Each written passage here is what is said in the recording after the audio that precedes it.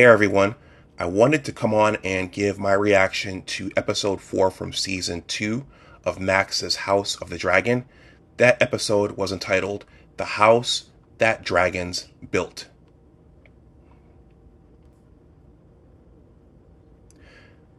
Now, before I give my thoughts on this episode, I have a request from this side of the camera, or should I say my recording studio here.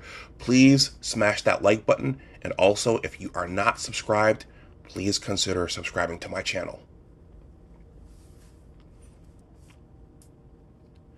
Well, as I was thinking about this episode, I was thinking that really good shows, well produced shows, well written shows, you don't want the episodes to end, and you find yourself watching the show, and when the episode fades to black for whatever reason, you end up looking at your watch or your cell phone and saying, is that it? Is it over? I hope it's not over.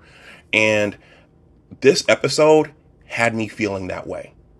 And I think that's just a testament to how well this was put together. Good shows, good productions, they leave you wanting more, and they have you watching that particular content and not wanting that content to end. And that's what I experienced with episode 4 of Max's House of the Dragon season 2. And I watched Valiant Renegade's content, and Valiant Renegade, one of the things that he has pointed out, or he's compared, is the amount of money that Disney Star Wars has spent on the Acolyte versus the amount of money spent on generating season 2 of House of the Dragon. The numbers are very, very different. The Acolyte costs more money, and it's just amazing that Max, or the producers of this show, it's amazing that they were able to do this with less money. Okay, so now that that's out of the way, I'm going to give some of my thoughts on episode 4. Okay, so back at King's Landing, Alicent is still wondering if Aegon was supposed to be the heir to the Iron Throne. Lord Larys, he's analyzing everything and plotting his next move. I think he's gonna end up being in the King's Hand somehow, because I don't think Sir Criston. He's their chief military officer, their general. I don't think that individual is supposed to be the King's Hand. So Lord Larys, he's looking at things, he's contemplating things, and it looks like he's planning to position himself to be the next King's Hand. And he'd be a very smart one, in my opinion, especially now that Otto Hightower is out of the picture. King Aegon, I think King Aegon has worn out his welcome with everybody. His brother, the council, everyone. He ran Otto Hightower out of King's Landing. And what's interesting about King Aegon is that I think what we're seeing is that King Aegon is impulsive, he's petulant, he's childish, and he doesn't understand power. He doesn't understand politics. And I think that was beautifully illustrated in that scene from one of the previous episodes when he hung his rat catchers, and when he had that standoff with Otto Hightower, resulting in Otto Hightower being dismissed from his duties. But he also doesn't understand the fact that his brother is smarter than him, Aemond, and that continuing to alienate Aemond could ultimately lead to his own demise. Okay, so I'm not going to make this too long, but for this episode, I would just say bravo, magnifique, and more. Give us more. Give us more. I did not want this episode to end, and I think this is the first episode in season 2 where we got a battle, and it did conjure memories of the Peter Jackson Lord of the Rings trilogy, especially when Sir Criston's army emerged from that forest to try to capture that last castle.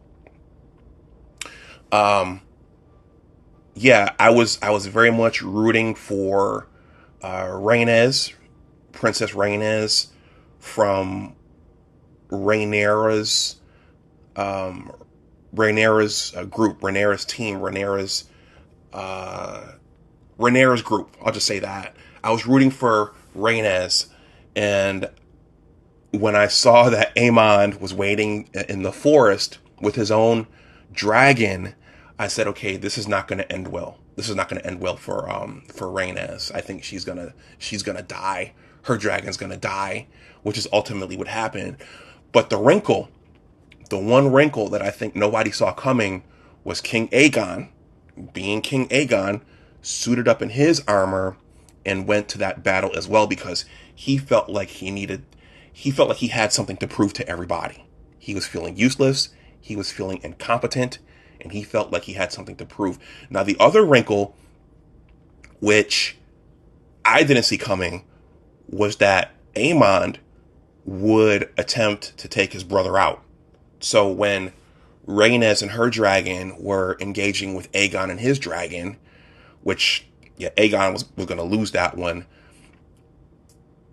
Aemond closed in on both of them and attempted to set his brother on fire. Okay, and to kill his brother. And so, yeah, so at that point, Aegon and his dragon plummeted to the ground. Sir Criston looked on in terror. And then Rhaenys set out to decimate the ground troops, which she did. And I think, yeah, after that, when they showed Rhaenys and her dragon flying away, I was thinking, okay, Rhaenys, just get out of there. Go home. Go home. You've done what you were supposed to do. And for me, I was hoping that she would get away, but I knew when she was flying over that castle, I knew somehow that Aemond was going to be back there. And sure enough, Aemond's massive dragon. I don't have all the dragon names memorized, as you can tell, but yeah, I just knew that he was gonna emerge somewhere and get her and her dragon, and that's what happened. It was sad. I did not want to see her die. I did not want to see her dragon get snuffed out, but this is the Game of Thrones world, the Westeros world, so most characters have an expiration date.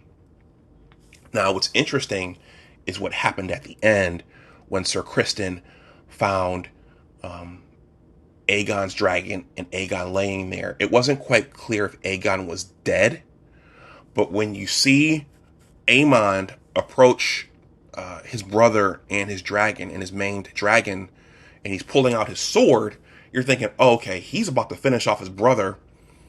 But that's when Sir Criston showed up, and that's probably what stopped Aemond from killing his brother. Okay. And so I initially thought Aegon was dead until I watched the documentary on Max, but it looks like Aegon is still alive. So that's going to make for some very, very interesting drama and storytelling going forward. Because if he's alive, he's going to question, why did you fire on me? What were you thinking? But if you go back, it looks like Aemond is seeking power himself. And it looks like Aemond sees his brother's weaknesses. And it looks like, well, Aegon humiliated Aemond in that brothel in the last episode. So Aemond is probably out for revenge on his brother and also to usurp the throne from his brother. So this is very, very fascinating stuff. And again, at the end of this, I wanted more. I did not want this to end. So salute to the producers of this show. This was obviously pulled from the source material, unlike The Acolyte, which I think that they wrote that up from scratch, but they had enough over there to draw upon to make something quality. But bravo to the production team for this one. I wanted more. I did not want this episode to end. So I look forward to seeing what happens going forward. Reynes is no longer a part of the story. So, hey, let's see what happens. Let me know what you guys think in the comment section below. Did you enjoy this episode? What do you think is going to happen?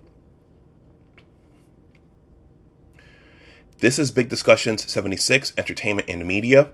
My name is Dr. Anwar Youssef Dunbar. Please like, share, and subscribe, especially if you are new.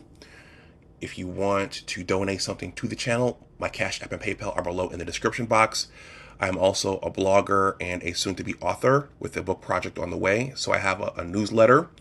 If you would like to join that, that link is in the description box as well. So with that, hey, stay safe out there, everyone. And as always, remember that your attitude determines your altitude. Always try to do your best.